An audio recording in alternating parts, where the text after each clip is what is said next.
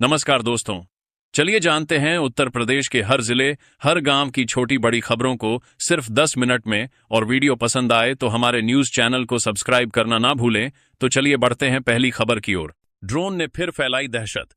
आगरा के इस इलाके में एक के बाद एक दिखे 11 मचा हड़कंप। यूपी के कई शहरों में रात में ड्रोन दिखने से दहशत फैली हुई है। इनमें अब आगरा का भी नाम जुड़ रहा है। आगरा के थाना खंदौली क्षेत्र के गांव सैमरा में सोमवार देर रात ड्रोन दिखाई देने से ग्रामीणों में हकंप मचा हुआ है। दहशत में आए ग्रामीणों ने पुलिस को सूचना दी। रात में ड्रोन दिखने की जानकारी मिलते ही थाना पुलिस मौके पर पहुंच गई।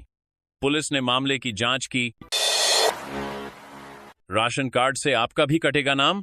केंद्र ने राज्यों को भेजी 1.17 करोड़ लोगों की लिस्ट।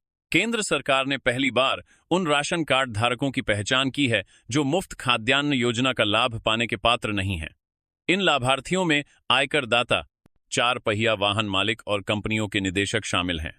खाद्य एवं सार्वजनिक वितरण विभाग ने राशन कार्ड धारकों के विवरण को आयकर विभाग, सड़क परिवहन मंत्रालय और कॉरपोरेट कार्य मंत्रालय जैसी सरकारी एजेंसियों के डाटाबेस से मिलान कर यह सूची तैयार की है। जांच में पाया गया कि 94.71 लाख राशन कार्ड धारक करदाता हैं, 17.51 लाख 4 पहिया वाहन मालिक हैं और 5.30 लाख कंपनी निदेशक हैं।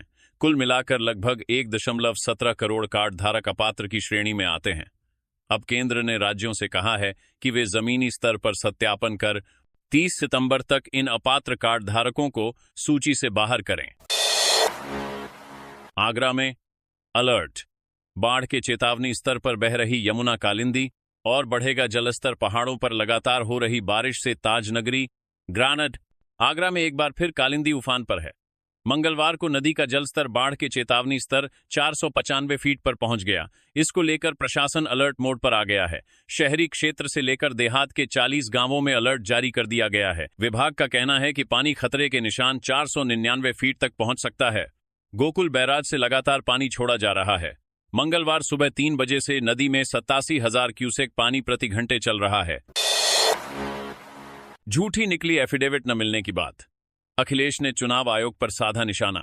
बोले, खानापूर्ति कर रहे डीएम सपा अध्यक्ष अखिलेश यादव ने कहा कि कासगंज, बाराबंकी और जौनपुर के जिलाधिकारी जिस तरह से हमारे एफिडेविट पर सक्रिय हो गए हैं, उससे यह तो साबित हो गया है कि चुनाव आयोग की एफिडेविट न मिलने की बात झूठी निकली। उन्होंने कहा कि अब जिलाधिकारी इन पर सतही जवाब देकर खानापूर्ति कर रहे हैं। उन्होंने कहा कि मामले में इन जिलाधिकारियों की संलिप्तता की जांच होनी चाहिए। यूपी में बीजेपी के कई विधायकों की रालोद ने उड़ाई नींद। सता रहा यह डर। यूपी में भारतीय जनता पार्टी बीओपी के कई विधायक इन दिनों बेचैन हैं। उन्हें नींद में हैंडपंप दिखाई दे रहा है। हैंडपंप जयंत चौधरी की पार्टी राष्ट्रीय लोकदल का चुनाव चिन्ह है। विधायकों को डर है कि कहीं गठबंधन में उनकी सीट न चली जाए। दरअसल पश्चिमी यूपी सहित ब्रज क्षेत्र की कई सीटों पर आरएलडी ने अभी से निगाहें जमा दी हैं। इनमें मथुरा, आगरा, हाथरस, अलीगढ़ सहित कई जिलों की कुछ सीटें शामिल हैं। खबर है कि कुछ भाजपा नेता बागी तेवर दिखा रहे हैं तो कईयों को हैंडपंप का पानी पीने में भी परहेज नहीं है। बरेली हाईवे पर केमिकल के टैंकर में लगी आग काबू करना मुश्किल। 2 दमकल कर्मी झुलसे। मथुरा बरेली हाईवे पर भीषण हादसा हो गया। बुधवार सुबह केमिकल से भरा टैंकर मनोहरपुर गांव के पास बेकाबू होकर पलट गया। पलटने के बाद टैंक फट गया, जिससे टैंकर में भीषण आग लग गई। धमाके की आवाज और आग की लपटें देखकर आसपास के लोग मौके पर पहुंचे। टैंकर राया की ओर से नेशनल हाईवे की तरफ जा रहा था। पुलिस और दमकल विभाग को घटना की जानकारी दी गई। हाईवे पर यातायात रोका गया। यूपी के इस जिले में गैंगवार, 50 राउंड तड़तड़ाई गोलियां।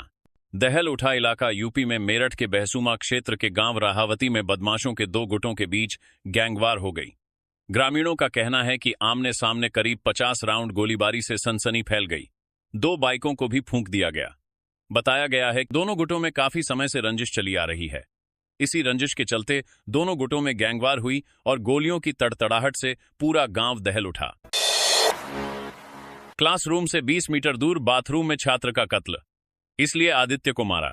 नाबालिग आरोपियों ने बताया कारण गाजीपुर के सनबीम स्कूल महाराजगंज में 10वीं के छात्र आदित्य वर्मा की हत्या में नामजद दोनों छात्रों को मंगलवार को पुलिस ने पूछताछ के बाद बाल सुधार गृह भेज दिया।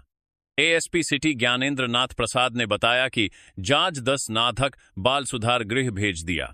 पूछताछ में दोनों आरोपी छात्रों ने क्लासरूम से 20 मीटर दूर बाथरूम में वारदात को अंजाम देने की बात कबूल की है। जांच में सामने आया है कि यह वारदात जूनियर सीनियर छात्रों के बीच गुटबंदी के कारण हुई है। सीपी राधाकृष्णन ने उपराष्ट्रपति पद के लिए किया नामांकन। पीएम मोदी बने प्रस्तावक उपराष्ट्रपति पद के लिए एनडीए उम्मीदवार सीपी राधाकृष्णन ने अपना नामांकन दाखिल कर दिया है।